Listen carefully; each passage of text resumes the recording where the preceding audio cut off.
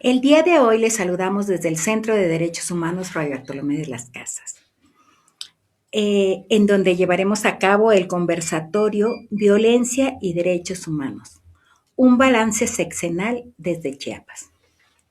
Para hablar sobre el tema, nos acompañan Alejandra Elizalde.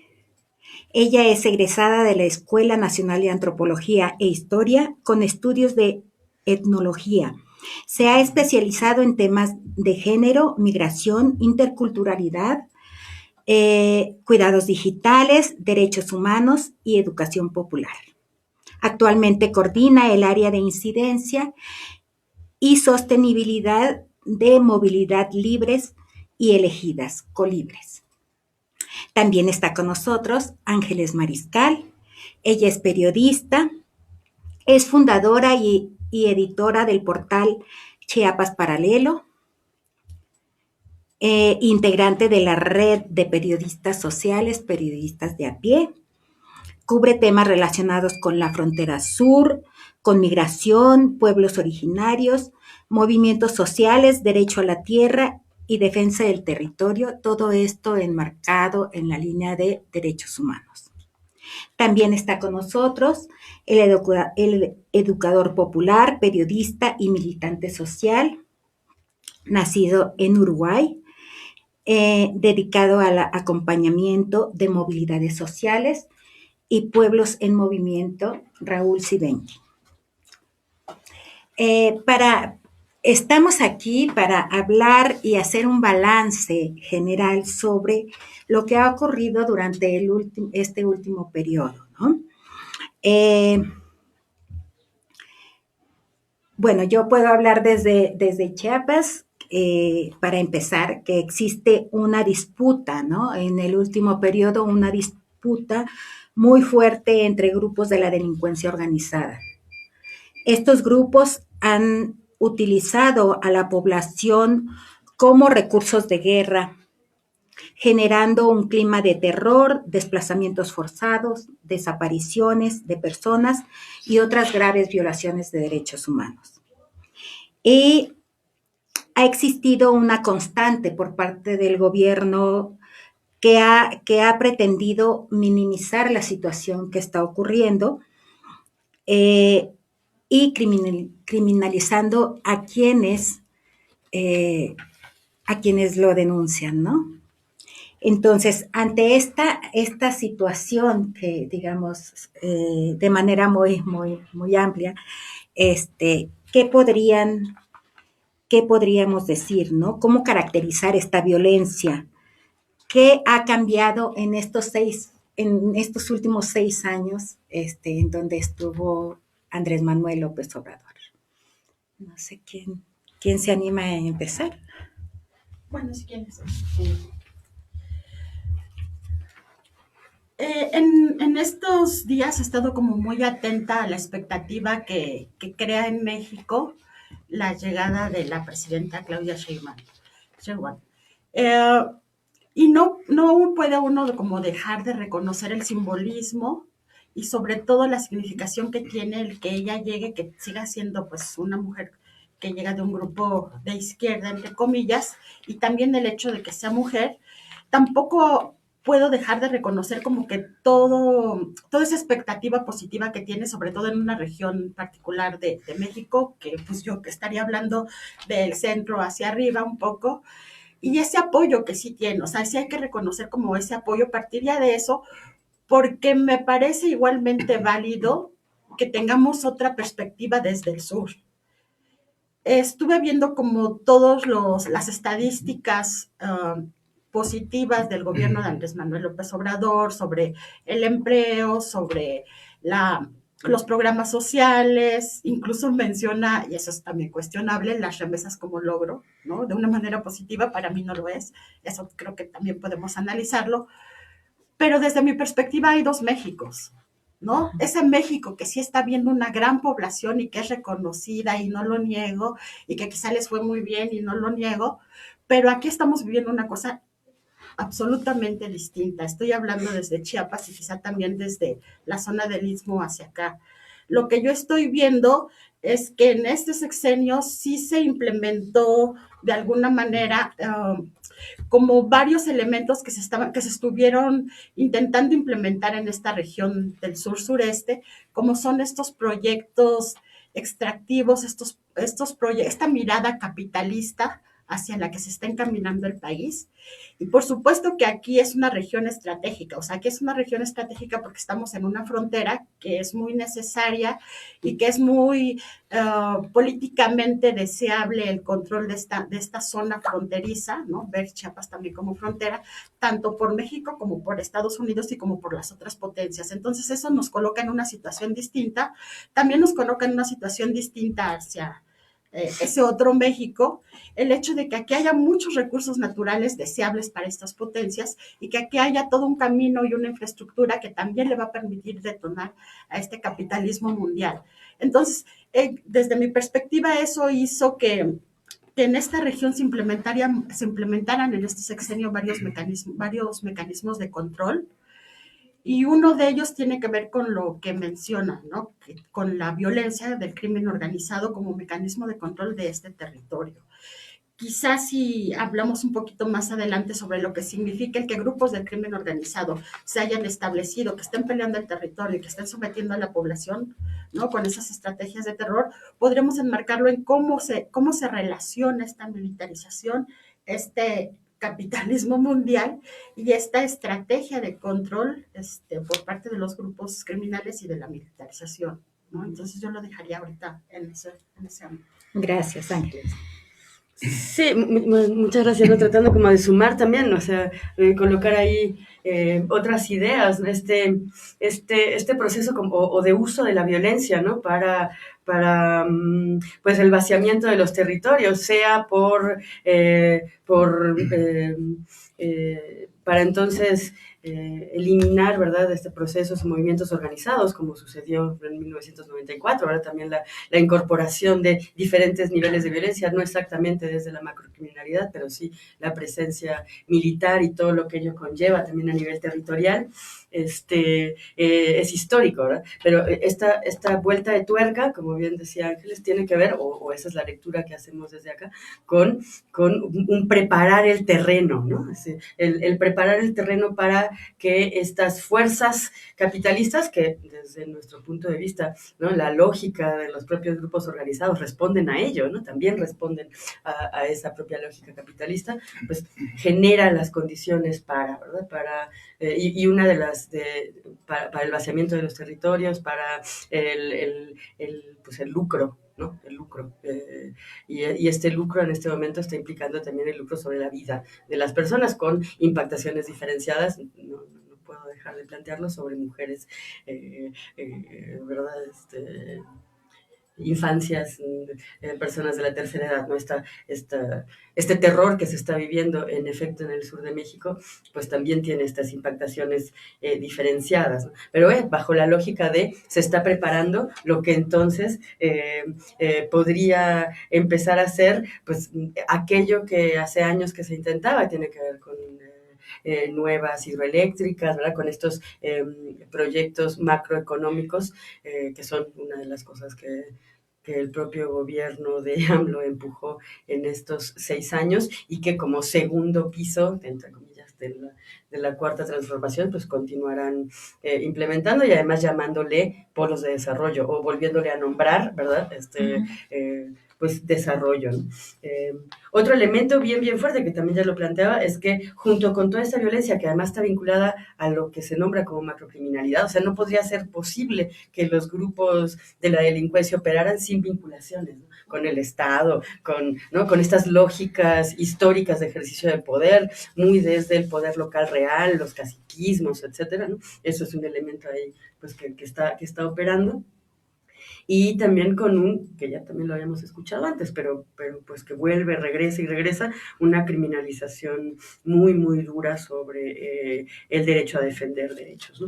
Y el ejercicio del periodismo, ¿no? Eso sí, pues se incrementa, ¿no?, en este último proceso. El panorama es tremendo, pero bueno, ¿no? Decíamos que íbamos a ir caminando hacia posibles hilos de esperanza, ¿no? Gracias, Ale. Bueno, primero que nada agradecerles la invitación para estar aquí, con compañeras dedicadas en cuerpo y vida a la defensa de la vida. Gracias por la presentación, también soy parte del equipo de Desinformémonos y creo que ustedes han descrito muy bien cómo funciona el sistema hoy, ¿verdad? Es un sistema de depredación, de despojo, de violencia, de militarización, que ya entraremos en eso, y no puede funcionar de otra manera. Y además no es una violencia, es una multiplicidad de violencias porque hay actores distintos de cada violencia, de la violencia patriarcal, de la violencia del crimen, de la violencia estatal, paraestatal. Todas confluyen en las mismas personas, en las mujeres, las niñas y niños y los pueblos. Entonces el capitalismo hoy es eso, ¿no? Es cierto que para una parte de la población puede parecer que hay tentaciones de consumo, ¿no? De vida mejor, pero para una parte que yo creo que es la mitad del mundo, o más quizá, no hay futuro, más que esas condiciones que ustedes describen. Y creo que ese es el espejo en el que mirarnos, ¿verdad? Y esa fractura de la sociedad, además de todos los problemas, nos coloca en una situación muy mala, porque hay una parte de la sociedad que, a diferencia de lo que pasó en otros periodos, está dispuesta a aceptar estas políticas. Y ahí nos cuesta enormemente remontar esta situación porque los medios hegemónicos trabajan para ello, etc. Yo lo dejaría por ahí, pero me parece que entraron muy, muy de lleno en una descripción muy potente, ¿no? Gracias, Raúl. Me quedé con esto de los dos Méxicos, ¿no? Entonces, ¿cómo hacer que se miren esos dos Méxicos y no solamente una parte, ¿no? Bueno, Raúl, quisiera empezar contigo a hacerte una pregunta. ¿Cómo has visto tú el papel en esta administración de los militares? ¿Qué papel han jugado? ¿Qué papel han tenido en esta administración? Bueno, el propio López Obrador lo ha planteado, ¿no? Los militares son la casta privilegiada de esta administración, son los que han recibido, por un lado, condiciones materiales para desarrollar sus empresas y los han involucrado en el extractivismo, que no siempre lo estuvieron, pero además han sido reconocidos públicamente en sus dignidades, ¿verdad? Algo que tampoco había sucedido ni siquiera con el PRI. El PRI se dedicaba a encubrir los delitos, ¿verdad? Acá se exaltan y se encubren, bueno, hoy es 2 de octubre, es el ejemplo de la impunidad, Ayotzinapa, ¿verdad? Entonces se han convertido en una casta intocable y además en un resorte fundamental del poder. Y quien cuestione hoy a los militares tiene problemas. A ese nivel hemos llegado. Entonces aquí yo creo que la síntesis sería, los militares hoy son un eslabón clave del poder, no el único. Pero antes podía pensarse en el empresariado, ¿verdad? Los diferentes núcleos empresariales. Hoy en día a eso se suma el poder militar, que siempre fue fuerte en México, pero hoy tiene un despliegue brutal, ¿verdad? Sí. Gracias, Raúl. ¿Cómo podríamos aterrizar esa militarización, caracterizarla en el territorio, en Chiapas? Sí, el tema de la militarización ha sido como el debate público aquí en Chiapas, particularmente desde el 94, ¿no? El hecho de la revolución zapatista que provocó, no que provocó, que fue como el parteaguas para que se implementara toda una estrategia de militarización aquí en la frontera sur en Chiapas, pues fue como muy debatida y cuestionada, sobre todo porque se veía como el elemento que iba a acotar posibles manifestaciones sociales de inconformidad, ¿no? Y en eso estábamos transitando. Yo creo que en Chiapas no había hasta este momento como una aceptación social hacia la militarización. Independientemente de dónde te encontraras, los militares siempre estaban como una fuerza no necesaria, ¿no?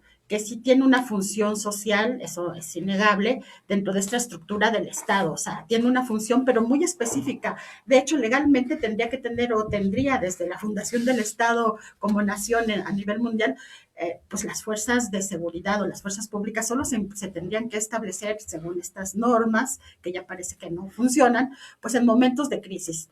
Y entonces tú, si en Chiapas le preguntabas a alguien sobre el proceso de militarización, había como un rechazo. Sin embargo, esto lo ligo al momento actual. O sea, en este sexenio, esta, uh, esta brutal presencia de los grupos del crimen organizado colocaron a la población, incluso de zonas donde se cuestionaba ampliamente la militarización, colocaron a la población en una situación de verdadera crisis, ¿no? La colocaron en una situación límite donde lo que se está en juego es la vida. Y entonces yo pude ir observando cómo se fue transformando estas miradas hacia las fuerzas militares, hacia buscar la salida ante esta violencia que estamos viviendo en los militares. O sea, yo sí creo que fue o es parte de una estrategia de Estado el colocar a la población en una situación límite de violencia, en una situación de sobrevivencia, para después decir, bueno, y entonces, ¿quién nos va a salvar de esto? ¿Quién nos va a salvar de estos grupos criminales? ¿Quién nos va a sacar de esta situación? ¿Quién nos va a permitir transitar y a permitir recuperar nuestra cotidianidad? Y entonces ya las poblaciones empezaron a decir que vengan los militares, y eso es algo muy brutal, porque yo insisto, yo sí lo veo como una estrategia de Estado de colocarlo como un elemento salvador, ¿no? De la situación actual, a pesar de que en muchos lugares, y estoy hablando particularmente de la zona fronteriza, donde la población se atestiguó, si lo vemos así como una posible salida ante la presión de los grupos del crimen organizado, la población incluso atestiguó que había un sesgo en el actuar de las fuerzas militares hacia uno de los grupos, ¿no? Eso también es sumamente cuestionable, pero aún así la población sigue viéndolo, y eso yo creo que es lo crítico, y alguno de los, si podemos ver entre comillas, logros de este gobierno, es colocar al elemento militar o a la figura de los militares como un salvador del territorio, y eso me parece sumamente grave, y yo creo que sí hay que verlo no como esta perspectiva de crimen contra militares y contra población, sino como una estrategia, insisto, más integral de todo lo que se está moviendo en este territorio. Qué fuerte. Sí, Muchas gracias. Como, bueno, eso me hacía pensar, porque además es esta militarización con cara de Guardia Nacional, ¿no? Con cara de espacio civil, ¿no? Yo recuerdo que cuando entonces se presenta, bueno, otro elemento, ¿no? Que nosotras trabajamos esta intersección entre derechos de las mujeres, derechos de las personas que se mueven, ¿no? Movilidad, migrantes y seguridad digital, cuidados digitales, ¿no? Entonces, pues hemos estado tratando como de seguir un poco por ahí. Y entonces, cuando presentan el asunto de la Guardia Nacional, se presenta diciendo, ¿no? Como los carabineros en Chile o la Guardia Civil en España, ¿no? Y fue así de, bueno, quien sea que le sugirió que pusiera esos ejemplos, o sea, ¿no? Como sí, que no puso los mejores que pudo haber encontrado, ¿no? Los carabineros en Chile y lo que implicaron para todo el proceso de dictadura y postdictadura, ¿no? O la propia Guardia Nacional, ¿no? La propia Guardia Civil, sí, durante la Guerra Civil Española y después, ¿no? El sostenimiento, ¿no? Del régimen, pues, fascista español, etcétera. O sea, malos ejemplos, ¿no? Porque además es esta militarización con cara de acercamiento hacia los espacios civiles, ¿no? Y yo, eso, justo pensándole desde ahí, es hasta más perverso, ¿no? En este mismo sentido que plantea Ángeles, ¿no? Es hasta más perverso, porque vienen y se dice, sí, vengan, y además encima con cara de, es que sí realmente es este espacio desde lo civil, ¿no? Otra también que leíamos es que este embate, y ahí me dirán, ¿no? si se comparte o no, pero este avance, ¿no? De esta lógica de militarización sí tuvo un lugar de entrada desde pues desde la xenofobia, ¿no? Las primeras acciones de militarización, las primeras acciones que la Guardia Nacional se le confieren como obligación es el control de flujos migratorios, ¿no? Y desde ahí se avanzó, ¿no? Entonces, justo es militarización de la vida pública, que es profundamente preocupante, y además pensada desde dimensiones culturales profundas, ¿no? Entonces esa es la que entonces cuesta pensar cómo se puede revertir, ¿no? Cómo se les regresa a los cuarteles cuando la acción ya tiene que ver como cotidianidad de vida, ¿no? Y eso, y además, sí permitiendo salvar la vida en algunos casos, o diciendo, no, pues es que ellos están con los de enfrente, ¿no? Entonces, ¿cómo le vamos a hacer? Bueno, Ale, todas estas dinámicas regionales, ¿cómo impactan, bueno, en el tema que tú trabajas más, que es la movilidad humana, ¿no? ¿Qué nos puedes decir de este tema? No, o sea, voy a decir un par de obviedades, ¿no, Alicia? Pero este es el corredor migratorio, ¿verdad? Con mayor, que es de sur a norte, ¿no? De América del Sur hacia América del Norte, y cada vez más con presencia de lo que en el campo se llama migración extracontinental, pero es el de mayor cantidad de personas transitan por aquí, ¿no? Nosotros comprendemos o nos acercamos al tema desde, las migraciones en este momento, pues casi ninguna es decidida, ¿verdad? O sea, la movilidad está referida a procesos de desplazamiento forzado por diferentes razones en todo el globo, particularmente, y digamos de 5 o 10 años para acá, pues todo lo que implicó la realidad del Triángulo Norte, o no, los países del norte de Centroamérica, para no utilizar este término militar, ¿no? De este territorio, y pues los efectos de desplazamientos forzados, de megaproyectos, etcétera, sobre poblaciones, pero también reconociéndolo, esto mismo llevado a niveles exacerbados, tanto desde África, ¿no? Entonces, poblaciones africanas llegando hasta acá, o lo que ha implicado también pues la movilización Venezuela, Colombia, toda esta complejidad del Darién, ¿no? Bueno, esas son como las obviedades. La política migratoria mexicana, así como muchas otras políticas mexicanas, son de avanzada en términos de lo que está puesto en el papel, ¿no? La ley sobre migración en México, pues dice que la migración irregular o no documentada, pues no es ilegal, ¿no? A diferencia de los Estados Unidos, ¿no? Pero se trata como si sí lo fuera. El endurecimiento de la política migratoria en el último sexenio, 14 años, 15 años para acá, pero particularmente en el último sexenio, es no solo muy fuerte, sino con impactaciones muy serias sobre personas concretas, ¿verdad? Sobre mujeres, niñas, hombres, ¿no? Sobre sus cuerpos, sus sueños, etcétera, ¿no? Un elemento que sí plantearíamos es que del inicio del sexenio de AMLO para acá, de por sí el Instituto Nacional de Migración es una institución opaca, ¿verdad? Violadora, sistemática de derechos humanos, pero además ahora funciona en la absoluta discrecionalidad, ¿no?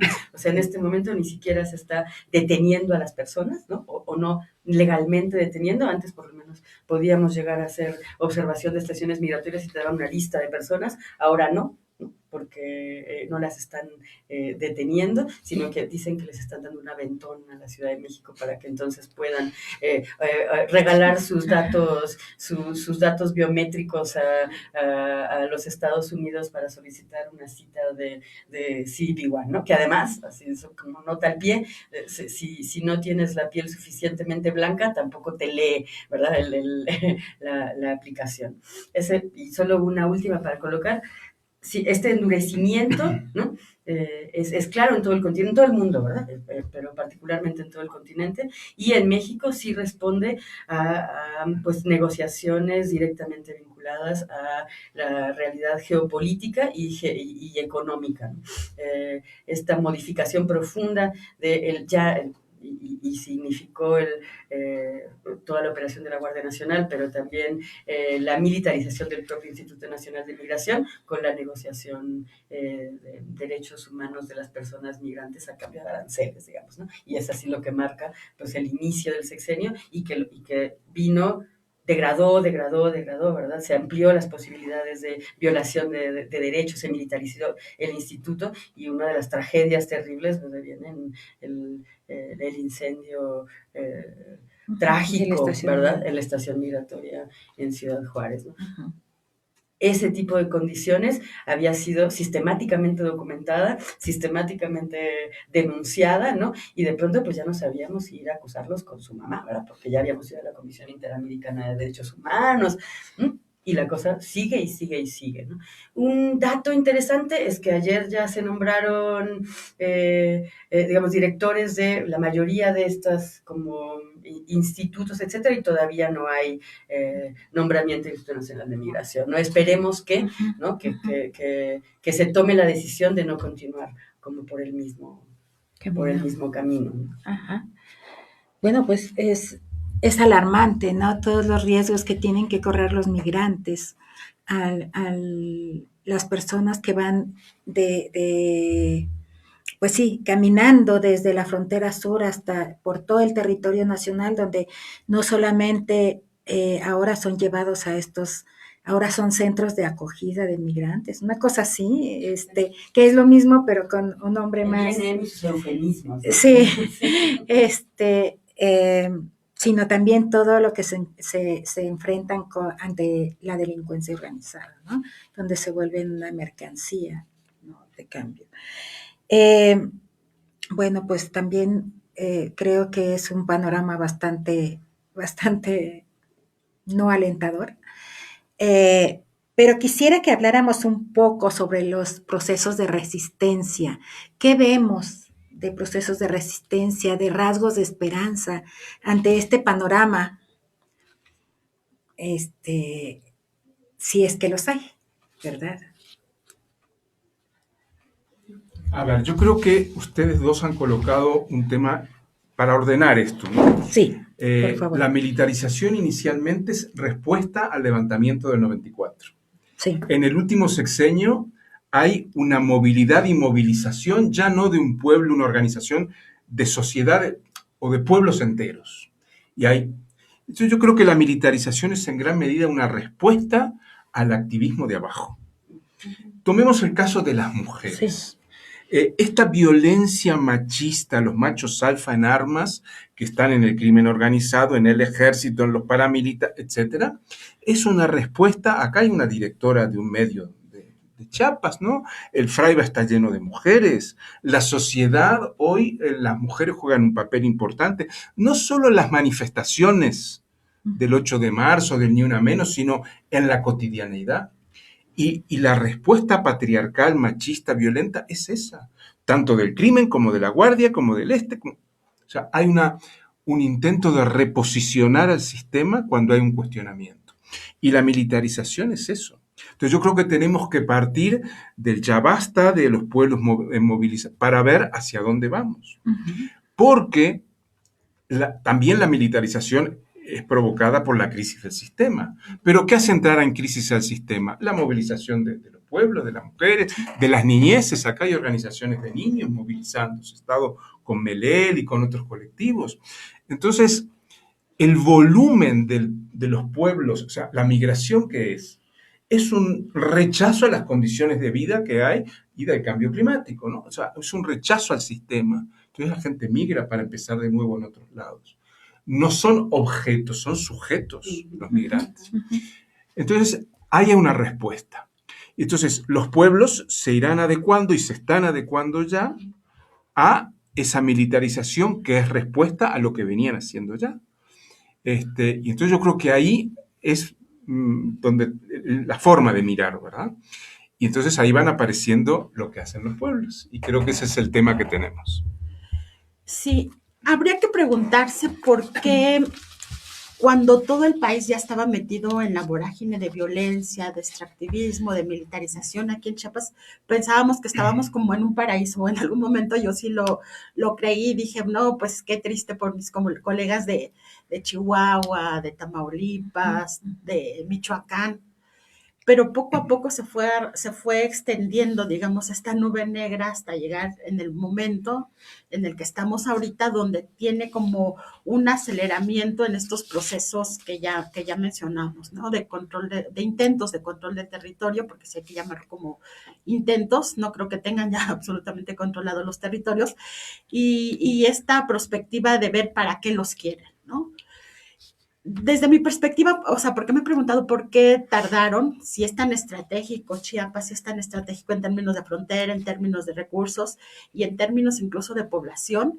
Y fue precisamente por eso, o sea, fue por esos procesos de resistencia que sí se han estado tejiendo y que en algún momento dado sí fueron como mecanismos pues de mantener hasta cierto punto a tope desde los grupos criminales que se dedican al trasiego, ¿no? Y que han estado, pero tenían como fronteras, tenían límites tanto al proceso de militarización como a los intentos de despojo de los recursos naturales.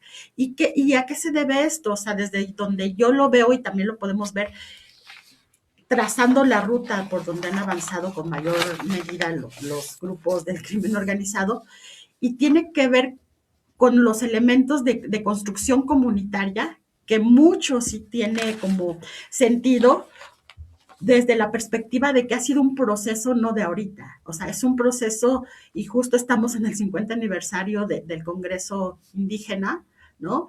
Que finalmente fue como el mirar de los pueblos hacia sí mismos y el de construcción sistemática de procesos organizativos que en este caso sí han estado muy de la mano de la diócesis, ¿no? Eso dejando de lado toda la parte, si quieren, del catolicismo y de las prácticas que también se pueden dar desde otras perspectivas, pero así ha sido un elemento articulador y organizativo que dejó don Samuel y que fue como una simiente que ha permitido la organización y la organización a partir de procesos de autorreflexión, ¿no? De esos procesos metodológicos que están establecidos en la población, de decir, bueno, ¿cuál es mi papel en esta historia más allá de este momento? Y que sí se da en los pueblos y que fue como el elemento que está permitiendo esto. Una muestra muy clara de cómo la población está como mirándose a sí misma y el papel que están jugando y la respuesta posible desde la no violencia fue, por ejemplo, la marcha del 13 de septiembre pasado, ¿no? Que fue sumamente simbólica e importante para quien quiera leerla, porque fue una propuesta del pueblo creyente de la diócesis de San Cristóbal de decir, nosotros no estamos participando de estas vorágines de violencia, pero además nos estamos como mirando de otra manera y desde esta perspectiva de no la confrontación, yo creo que eso es también muy importante, pero sí desde tener otras alternativas de vida. Ahora, la respuesta del gobierno mexicano y de chapaneco fue intentar, por ejemplo, hablar con el abismo, o sea, siguen viendo desde arriba, ¿no? Y decir, no, pues miren, vamos a ver, o sea, sí vamos a dar soluciones. Y la respuesta fue, pues esto no nace desde arriba, esto nace desde una propuesta de las organizaciones sociales y fueron miles y miles de representantes de los pueblos quienes se manifestaron y dijeron no a la narcoviolencia y no a la narcopolítica, porque ese es otro elemento que no estamos mencionando y que está pegando muy fuerte y que en cómo se está conformando y cómo se conformarán los nuevos gobiernos en Chiapas, ¿no? Que no hay que dejar de lado y no hay que cerrar los ojos a que esto está sucediendo y que esto es parte de lo que viene, ¿no? Pero sí ver todo lo que significó, lo que significa, ¿no? Esa manifestación pública del 13 de septiembre, porque eso habla de que sí hay posibilidades y de que sí hay alternativas, insisto, pero desde la no violencia, la no confrontación, lo cual, pues si nos vamos a este escenario incluso jerárquico, patriarcal y todo, dirían, no, pues ya mejor acepten la militarización, etcétera, etcétera, pero eso no se está tejiendo desde los territorios para quien quiera verlo y para quien quiera participar, ¿no? Exacto. ¿Vale? Sí, o sea, yo súper de acuerdo con ello, ¿no? Es más, justo cuando nos preguntabas hace rato, como, y bueno, ¿y qué esperanzas, no? Yo escribía por acá legado organizativo, ¿no? En estos espacios que nos hemos dado y que además agradecemos mucho de pronto poder participar, nos honra mucho, ¿no? Donde se hacen, pues, análisis de contexto, ¿no? En los últimos que tuvimos la oportunidad de participar, pues sí, la realidad está bien compleja, ¿no? O sea, sí había mucha desesperanza, mucho miedo, ¿no? Mucho no comprender muy bien. Pero lo que terminan diciendo los movimientos, las organizaciones, es, tenemos legado organizativo. No nos lo esperábamos de este lado. Decían también, sabemos cómo enfrentar al gobierno, no tanto cómo enfrentarnos a estos, ¿no? Decían. Pero justo decía, lo que hay es legado organizativo. Lo que sí sabemos es organizarnos, ¿no? Y la esperanza está puesta ahí, ¿no? ¿Cómo se va a ir logrando eso? Pues es la chamba que toca, ¿verdad? Pero eso, el legado organizativo está ahí, ¿no? Creo que otro hilo importante, ¿no? Como de esperanza, o así lo queremos sentir pensar nosotras, es lo que ha implicado la lucha de las mujeres, ¿no? La apertura, ¿no? La posibilidad de participar, el lograr ser escuchadas, el sí estar en las asambleas, el sí estar, ¿no? Lo que se pudiera llamar feminismos de abajo, ¿no? Así, versus, y eso es, ahí la lanzo también, ¿no? Lo que creemos que de pronto no se reconoce, ¿no? Pues que tengamos una mujer presidenta es en efecto un hito, ¿no? Así, yo les decía hace rato a mis compañeros, yo no tengo hija, tengo hijo, pero para quienes tengan hijas, pues ahora sí es una realidad, ¿no? Que se puede llegar a ser presidenta, eso no se niega, pero justo desde una lógica de lo que se puede llamar el feminismo de arriba, ¿no? La paridad, ¿sí? Y sí se avanzó, ajá, ¿no? En la participación y la visibilidad de los espacios, digamos, de construcción de política pública, pero estos feminismos de abajo, ¿no? Que van logrando a dónde está la esperanza, cómo se hila la posibilidad de continuar defendiendo la vida, es donde está también puesta, digamos, nuestra esperanza. Otra cosa es tampoco es casualidad que las últimas dos cosas que firma el expresidente Andrés Manuel López Obrador es nada más y nada menos que la reforma lo que han llamado la ley indígena, que es terrible que incluso lo hayan llamado así, pero bueno, ¿no? Regresar a los acuerdos de San Andrés, el jalar algunos hilitos desde los acuerdos de San Andrés, ¿no? Desde nuestra lectura, pues el uso de las tecnologías, ¿no? O el usa los medios, sé los medios, haz los medios, ¿no? Esta lógica de cómo nos enfrentamos al Big Media está directamente relacionado con la lucha de los pueblos en este país, ¿no? O sea, desde ese mero inicio, ¿no? Entonces era cómo se usa esto para hablarlo en nuestra lengua, para utilizarlo. Y entonces también otro elemento de esperanza para nosotras es el cómo se van habitando los territorios virtuales, ¿no? Como posibilidad organizativa de las propias personas en movilidad, es una de las cosas que no están en un solo lugar, pero sí están comunicándose. Entonces, el habitar estos territorios virtuales, desde pues tecnologías libres y seguras, desde el hacerle la lucha a las tecnologías privativas que lo que quieren es llevarse nuestra información y utilizarla, ¿no? Para la construcción de narrativas que nos permitan pues otros mundos posibles, ¿no? Muchas gracias, Ale. Pues yo creo que una de las preguntas obligadas después del día de ayer, que precisamente tenemos una presidenta en el poder, ¿qué queda pendiente para ella, para esta nueva administración, ¿no? ¿Y qué podemos esperar de la presidenta?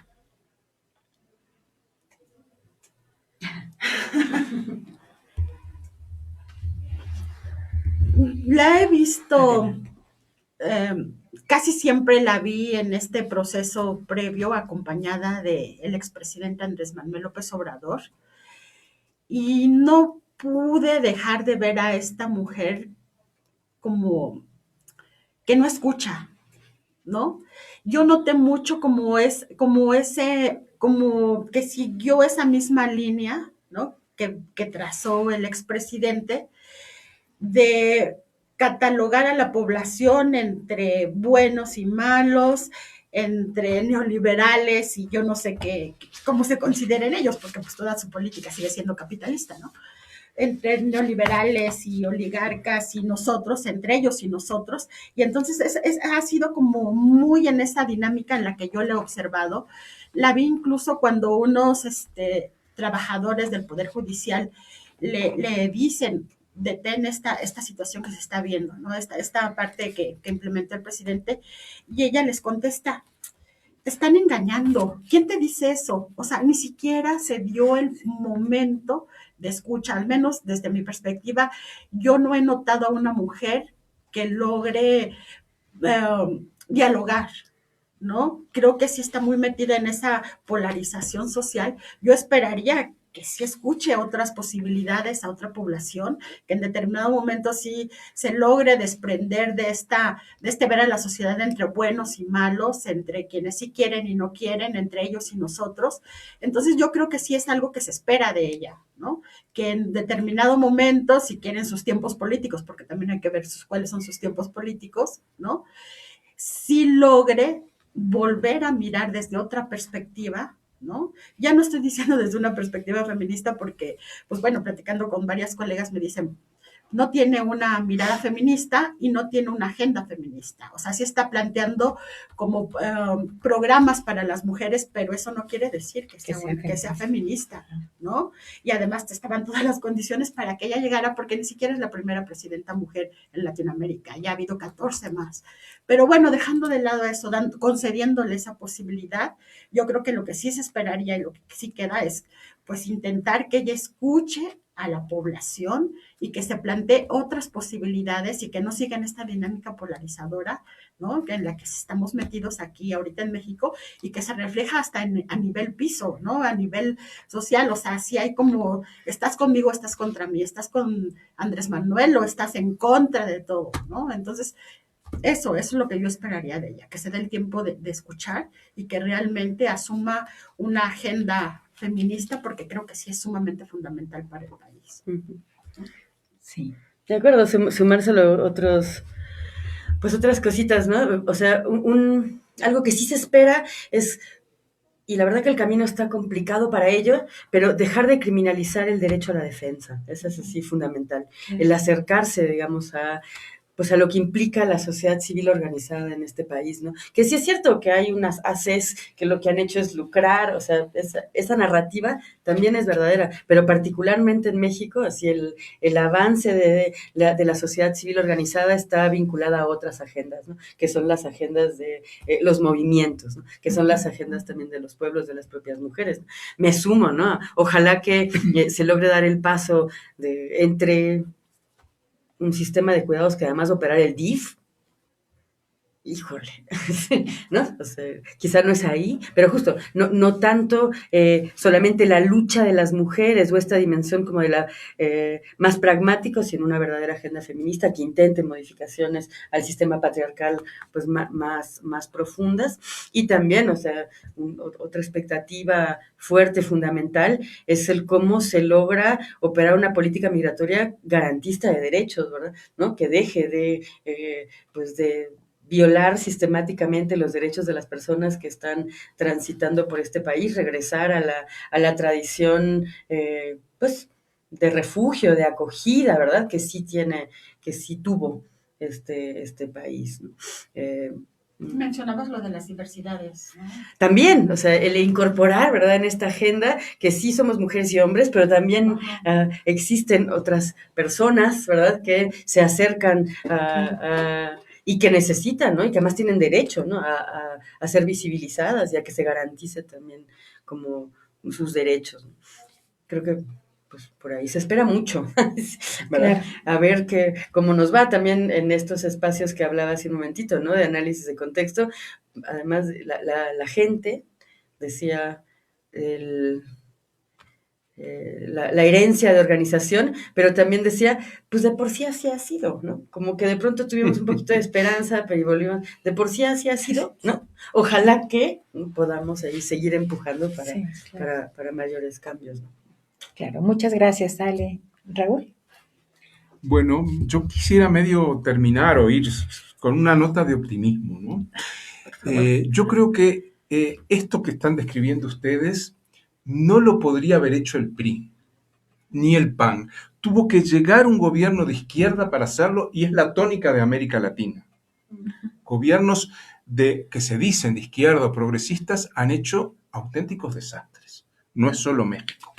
Pero esa confusión va cediendo. Cuando tú planteas lo del 13 de septiembre, ahí la confusión empieza a disolverse y porque retornan los sujetos y las sujetas. Entonces, yo creo que se ha aprendido mucho, los pueblos han aprendido mucho. Yo vengo de los 70, soy viejito, ¿no? Pero en aquella época el sentido común de la gente militante o de izquierda era a la guerra de arriba, a la guerra de abajo. Y ahora es la resistencia pacífica, la no violencia. No por una cuestión filosófica, que puede ser, o religiosa, sino porque además los pueblos se han dado cuenta que ir frontalmente contra esto es la muerte. Entonces, hay aprendizajes. Y eso es para mí muy esperanzador. El tema de las mujeres.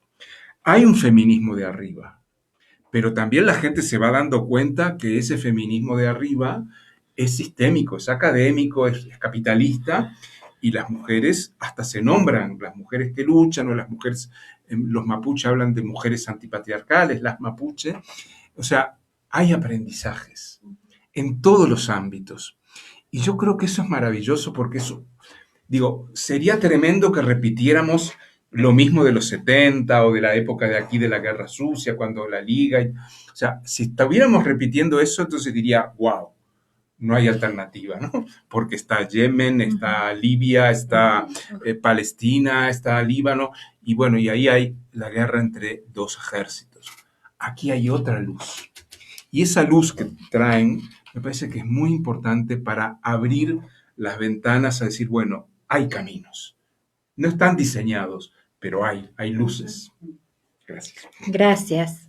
Pues no sé si quieran ahondar o cerrar con alguna palabra, alguna frase, algún pensamiento o algo que quieran decir ahora para ir cerrando. Sí, yo sí me considero como optimista aún en este escenario y todo lo que veo que viene, ¿no? Como es este despojo de los territorios, implementación de polos de desarrollo y todo lo que van a intentar negociar abajo, ¿no? En este sexenio, que sí creo que va a ser como muy complicado para Chiapas. Sí veo como muchas miradas y muchas personas que no están como asimilando esto como algo ya establecido, como lo ya dado, sino están planteando alternativas y eso me parece como muy grande porque son cositas que se están tejiendo desde abajo, ¿no? Son como esos procesos que van desde el análisis, desde este planteamiento, desde este mirarse, desde este organizarse, que en un momento dado sí eran como muy de los pueblos indígenas porque tiene como toda otra conformación social, pero yo lo que veo de muy positivo es que también se está extendiendo hacia población no indígena, ¿no? Hacia población mestiza. Y esto también verlo desde que cuando te colocan en un punto de crisis, o sea, ahí tienes que tomar decisiones y yo creo que muchas de las decisiones que sí está tomando la población de Chiapas sí están encaminadas a decir, esto no nos puede pasar y sí tenemos que hacer algo. Al menos yo creo que en este momento sí están viendo como posibilidades, como alternativas organizativas, ¿no? Que, insisto, vienen no solo desde pueblos originarios, sino desde población mestiza, y eso me parece sumamente relevante, ¿no? Y nuevamente esta manifestación del 13 de septiembre fue muestra de ello. Ver llegar a los mestizos de Tapachula con esta claridad de lo que significaba el estar ahí. Uno nunca hubiera pensado que participaran, por ejemplo, o ver a población de Tuxtla Gutiérrez a veces tan acomodada en sus dinámicas, tan ajena, tan discriminadora, que también dijo, esto nos está pasando a todos. Y entonces esta crisis nos está pasando a todas, a todos y a todes, y esta crisis también está obligando a respuestas, y aquí hay grandes ejemplos, ¿no?, de organización a los que yo sí estoy observando. Gracias, Ángeles. No, o sea, eso, la verdad que sumaría poco, ¿no? Sí me sumo en tanto optimista y redente, ¿no? De pronto ingenua o esperanzada, ¿no? A ello, al que cuando seguimos fortaleciendo los espacios organizativos de abajo, ¿no? Desde esta lógica de la defensa de la vida, pues entonces se encuentra luz, ¿no? Como decía acá el compañero. Gracias, Ale. Yo nada más agregar, creo que está todo dicho, ¿no? Agradecerles la lucidez y la luz y la esperanza, ¿no? Yo creo que hay esperanza, hay luz, hay vida. Una cosa que se me venía ocurriendo hace unos días, quizá tendríamos que empezar a modificar nuestro lenguaje, ¿no? O sea, yo prefiero hablar de defensa de la vida que de derechos humanos. Yo sé que estoy en el Fraiba, pero ¿por qué digo? Porque cuando uno habla de derechos está mirando para arriba, ¿no? A ver si los cumplen o no. Pero cuando dice defensa de la vida es lo que tú dices del 13, ¿no? Es los pueblos, ¿no? Incluso yo lo he visto en muchos países, también los mestizos se incorporan. Sí. ¡Wow! Eso es una esperanza tremenda porque ya no es solo los pueblos, ¿no? Originarios. Bueno, perdón, gracias. Gracias. Bueno, pues me resta agradecerle a nuestras invitadas, a nuestro invitado y también agradecer a todos quienes nos siguieron por las redes sociales y quienes nos ven. Gracias por estar. Y pedirle al nuevo gobierno de México, pues respeto a los derechos humanos, respeto a la vida, ¿no? Y les pedimos justicia y verdad. Muchas gracias.